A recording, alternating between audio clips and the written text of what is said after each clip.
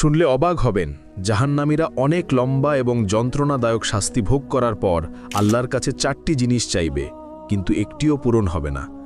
প্রথম আবদার, তারা বলবে, হে আল্লাহ, আমাদের এখান থেকে বের করে দিন, আমরা আর গুনাহ করব না। আল্লাহ পরিষ্কারভাবে বলে দেবেন, চুপ, আমার সাথে কথা বলো না। তখন তারা বুঝতে পারবে যে তারা আর কখনো এখান থেকে বের হতে পারবে না।